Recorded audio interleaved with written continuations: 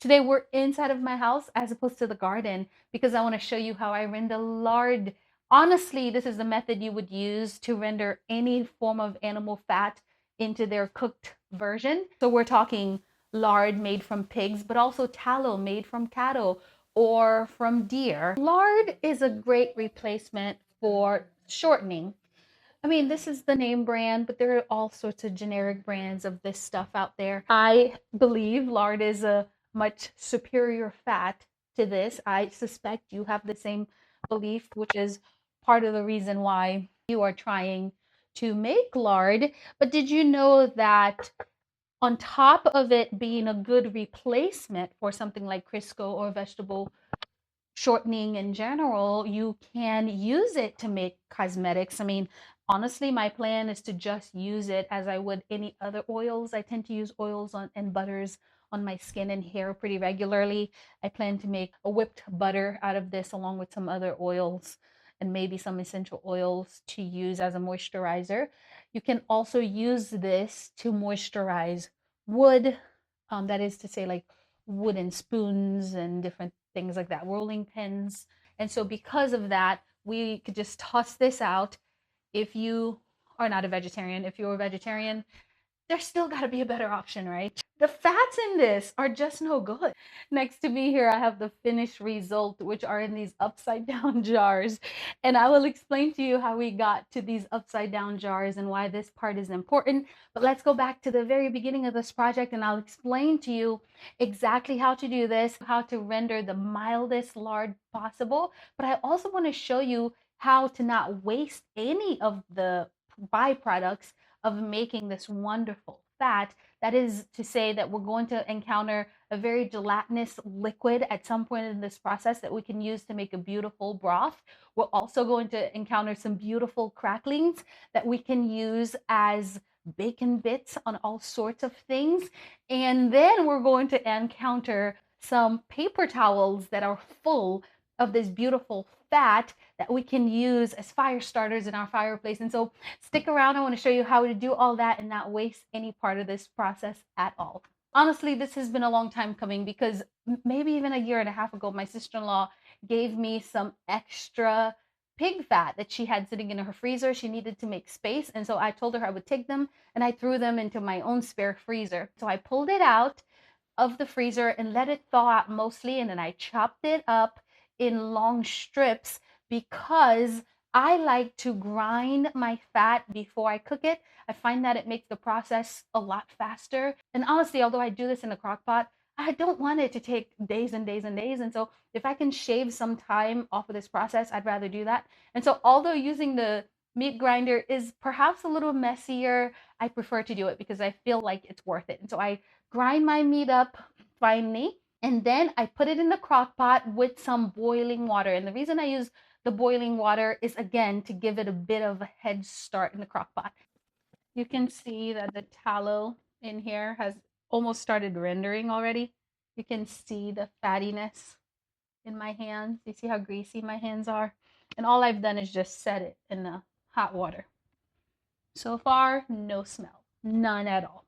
And then I leave it on low in the crock pot for about 2.5 hours. At least that's how long mine takes to fully melt. Yours might take longer. I did 2 batches this time, and both times it was approximately the same amount of time. So I think 2 to 2.5 hours is a good estimate for what you're looking at here as far as time on low in your crock pot, especially if you give the crock pot a boost by putting really hot water in there. As far as ratio of water to fat, it's 1 to 1. However much fat you have, you want to add that much water as well. I didn't measure it, I just looked at it. So some people, when they render fat this way, they will start by adding quite a bit of salt to this batch. I do not do this. I barely do any salt. I often do no salt at all, or if I do salt, I might just do 1 tablespoon of salt, maybe 2 tablespoons of salt, depending on how much water I added to that fat. And the reason is because at the end of this first rendering, the water is going to turn into this beautifully gelatinous mixture that I can use in soups. And if it's overly salty, then it's going to become useless to me. And I very much want it to be useful to me. And so I limit the amount of salt that I put in that so that I can use that gelatinous broth. The reason the salt is used is so that it can start to pull what people call impurities out of the fat. It's not impurities at all, actually. All you're doing is you're removing the gelatinous part from the fat. And that gelatinous broth is full of collagen. It's the collagen from the connective tissues that you're pulling from the fat.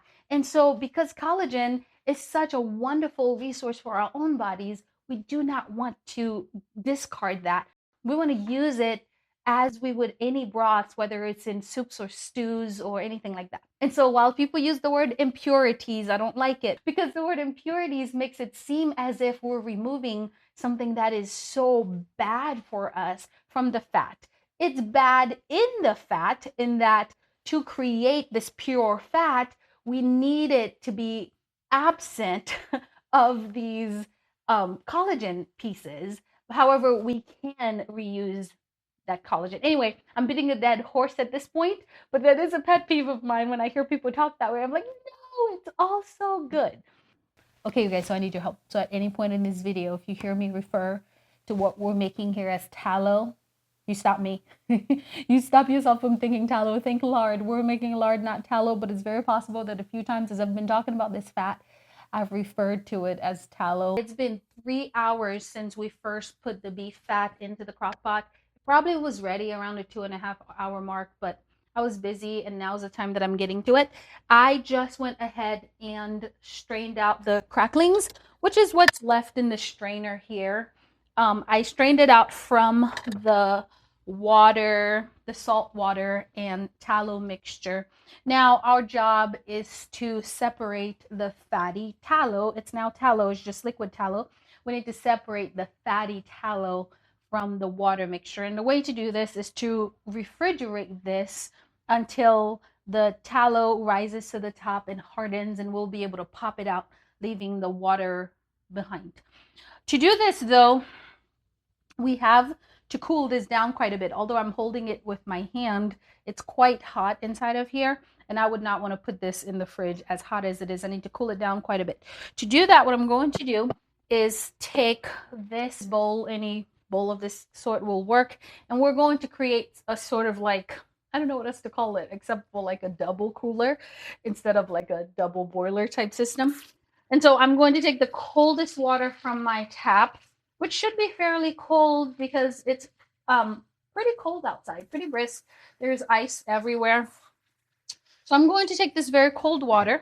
Then I'm going to take this mixture and sit it in here to cool it pretty rapidly.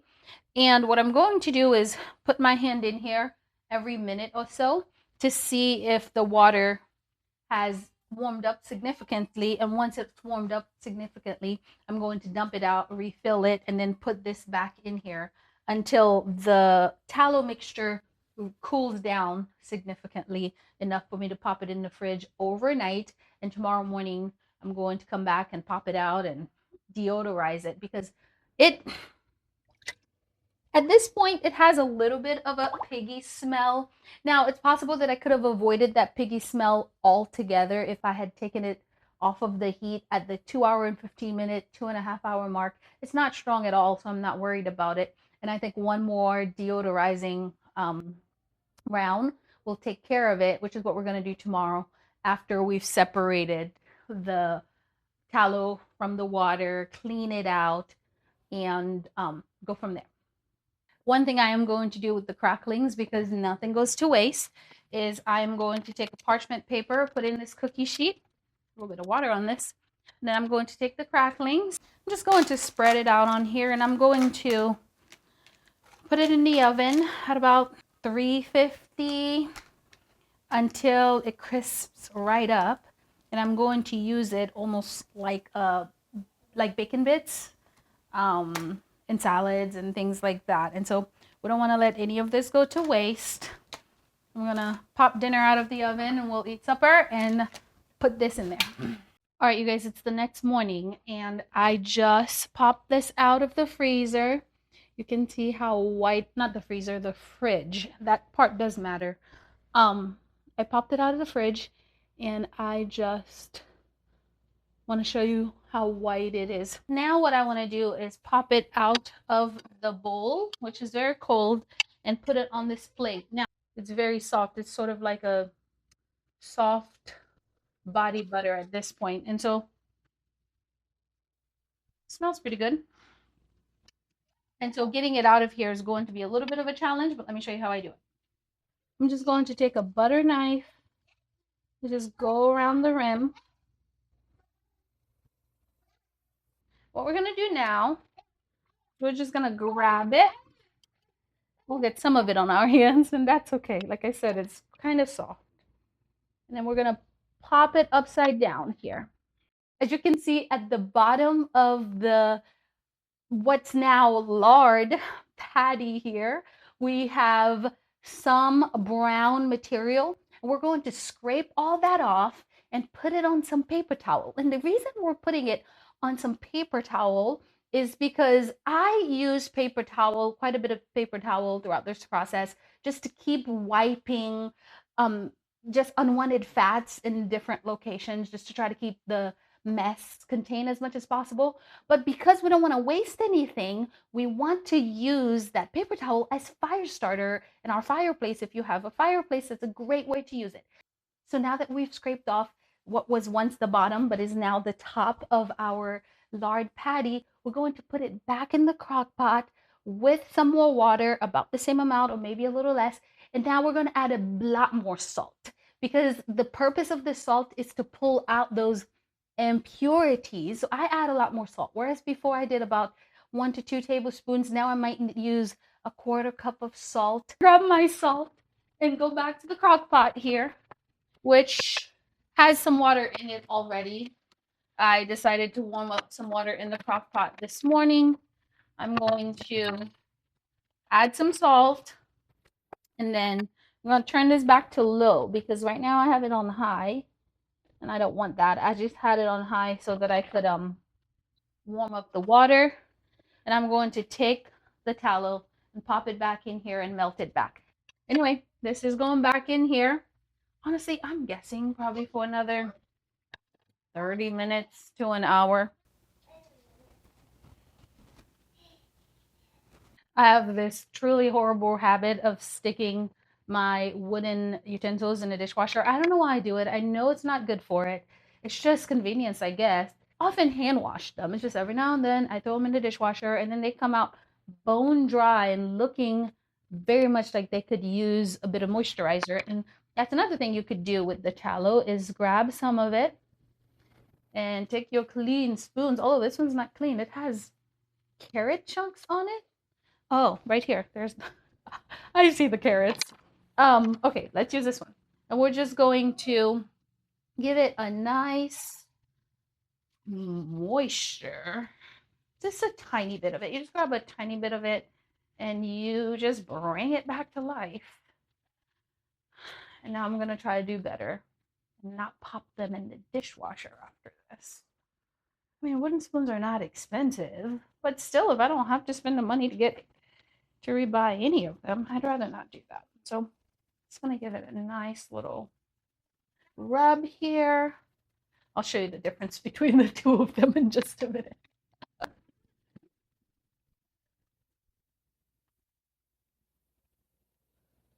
So the one on the bottom, this one, is the one that I just moisturized.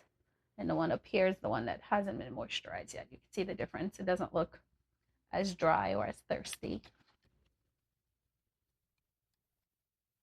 All right, let's grab a little more fat and we'll do the one that I just showed you. Just gonna pop it right on here. You can see the difference already. Anyway, I'm just gonna keep at it and give them, this is quick. Just give them a quick rub. And I'm using a paper towel. Again, I use paper towels a lot when I'm dealing with stuff like this, because I could just take this paper towel that's now soaked up quite a bit of tallow and put it into my box that has my little fire starters, because I'm not as proficient, like I said. While we're talking about starting a fire, I thought I'd grab some pieces of wood and bring it inside and start a fire, because it's like 20 degrees outside this morning, which for us where I live is very, very cold. And so, might as well start a little fire before we start our homeschooling for the day. My fire setup is ready to go, and now I have my little piece of um, tallow covered paper towel. I'm gonna stick it in there as a way to keep the fire going, and I'm just gonna light them up. I have some paper in there, actual paper, just from like when junk mail comes. I'm just gonna pop in there along with some kindling and my tallow, and I shouldn't have to pay too much effort to this fire now that I have gotten it going. All right, so it's been about that 30 minutes, and so I'm going to go ahead and just ladle everything back in the bowl. Jeez, I do not want to have to do this. Hold on. Let's see if we can just pull this whole crock pot out. Just dump it. That's better. I won't be here forever. All right. And now we're going to do the, whatever it's called. What is that properly called? I'm sure one of you guys know when you cool down something using this method. Is it like a heat transfer method? Anyway, this thing is fairly warm. Not so hot that obviously I can't touch it, but we're going to fill this. This is not cold enough. With the coldest water from the tap. And then we're going to use this double method again to cool it down fairly quickly before we stick it in the fridge. And then I'll show you the next step in a little bit. Oh, let me show you the fire. Is it still going? Oh my word, look at this. It's barely holding on because I haven't done much of anything with it. But the part that is holding on is our little starter in the middle. Let me get my bellows out, spruce it up, and get it going for my little family. You guys, so it is now day 3 since we started this process. I was chuckling a little bit because when I started this video, I told you guys that the reason I was grinding my meat or the fat is because I wanted it to melt as quickly as possible so that this process did not take days and days and days. Well, guess what? It is 3 days later, but you know what? That's okay. Sometimes as moms, we just have to get to things when we can get to things, and it's been sitting in my fridge since yesterday mid-afternoon, and I just didn't get to it last night. And so today we will repeat the exact same step that we took yesterday, beginning by taking the lard patty out of the bowl, leaving behind the water. This time the water should be clear, which is a good sign to indicate that yesterday we were fairly successful at removing most of the gelatinous material. Although as you flip the patty over onto a plate, you will still see that there's a little bit of brown material left on the bottom. Just go ahead and scrape that off. Don't just scrape it off of the one concentrated spot. Maybe look over the entire patty to see if there is any discoloration from the rest of the lard patty. You might see some slightly brown spots. Just scrape that all off, because if any of that's left behind, that's going to contribute to that smell and that taste that we're trying to keep at a minimum. At this stage, once you've done that, your lard is ready to be stored, and I'll be sharing with you in just a little bit the different methods that you can employ to store your lard. Today's the day I'm going to decide how I'm going to store this lard. You have really 2 options for how you store your lard. You can either store it on your counter, which is called shelf stable, or you can store it in your fridge. Now, the advantage of storing it in the fridge is that you get to have both longevity and you get to keep it low odor and low taste, which is one of the things we're desperately trying to avoid, which is why we even went through this method of melting it in water to begin with. To be able to store it in your fridge, all you have to do is take it back out in the fridge. Lard is such a soft fat, you can just use a spatula to scrape it into your storage container and stick it back in the fridge. Right there is enough until you'd be done. If you want to store it on your counter, what you would do is you would put it back in the crock pot or in a pan and bring it to low heat and let it sizzle, and that would ensure that all of the water evaporates out of it, and that would then make it shelf stable and you could leave it out of the fridge. However, I find that with that method, it almost always results in the lard taking on some of that bacony taste that I've desperately been trying to avoid in this entire process. And it brings out some of the odor as well. And so because of that, that is not my preferred method for most of my lard. At some point, some of it will end up on the counter because if I pan fry something in it, I won't throw away the leftovers. I'll just put it back in a container and leave it on my counter. However, for the bulk majority of my lard, I want to keep it in the fridge because I do want to be able to make baked goods like apple pies out of it, or make even cosmetics like hand cream out of it.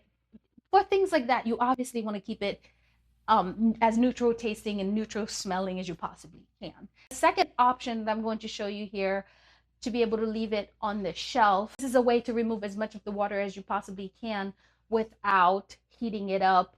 But again, key word is as you possibly can. I'm sure that some of the water is still left in it. So what we're going to do here is we are going to just melt it back with some water, with a little bit of water, and then we're going to put it in our storage jars, and then we're going to cool those storage jars upside down. And this just ensures that a lot of the water, most of the water, 99 point something of the water ends up at the bottom where the lid is, because remember you have this upside down where the lid is. And when it's time for you to remove the water, you can just unscrew the lid and a lot of the water is going to come out. It's still not coming. Oh, I got it. There we go. There we go. Nice. All right, so we're going to repeat that for all the jars. Oh, some of these, I was not kidding when I put them in there. Okay. There we go. There we go. This is all the water. Water's out. It's very nice, very soft, very beautiful. All right, I'm going to take this paper towel, stick it back in here, put the jar back in, put the lid back in. And then to ensure that you get even more water out of it, I take a paper towel and I stick it in the jar so that the paper can absorb even more water that's in the jar, like the tiny particles of water that's in the jar. Okay, one of the savory dishes you can make with lard, just like tallow, is you can fry some French fries. So let's go outside and I'll show you how I fry some French fries in lard outside. Cold out here, you could see ice on the table. And I'm trying to find something to put in the seat. It has snow on it. I just wiped the snow off, but it's still wet to sit on because I'm cooking some French fries in the lard, because there's nothing like French fries cooked in animal fat. Tallow is the one people normally talk about, but it's just as good in lard. I mean, have you ever tried to cook? Seriously, have you ever collected enough bacon fat and pan fried some potatoes in it? Oh, so good. But even better if you turn them into French fries and cook them out here. And so to do this, you would just want to take some potatoes, right? You want to clean them. You can remove the skins if you want to. That's up to you. But if you don't, just scrub them good and chop them up into the size of potatoes. I first go the long way, and then I chop each of those little patties into little strips of potatoes. And at this point, you're going to put them in boiling water and parboil them. Parboil just means that you're just cooking them a little bit. You don't want to overcook them. And by overcooked in this stage simply means cooked. You don't want cooked potatoes. You want to take them out of the pot and think, I would never eat this. That's exactly what you want. You just want them cooked a little bit, maybe like 40 to 50% of the way. You want to stick a fork through them and it feels very crunchy still. And then you are going to put them in the frying pan. Now, you can deep fry them if you want. That would require a lot of lard, and I don't want to have to do that. I pan fry them. I put enough oil in the pan to come up to about halfway up the potatoes. And then once they've cooked for like 2 to 3 minutes on each side, I'll flip them back. Now, what you're looking for is just the golden brown color. That might take more than 2 to 3 minutes, depending on how hot your depending on how hot your oil is. The reason I'm doing mine outside is because of that piggy smell, that bacon smell. Except it's not quite bacony. I don't want that all over my house. And because we do have the grill out here that has the burner, I prefer to do it out here even in the winter. And so I'm just waiting for one batch to finish cooking and I'm gonna flip it over. My family loves these. My husband in particular loves these. I imagine he's probably going to eat 75% of these potatoes. And I'm just cooking them in batches. They're eating supper. I'm just cooking them and I'm taking some and putting them on the plate.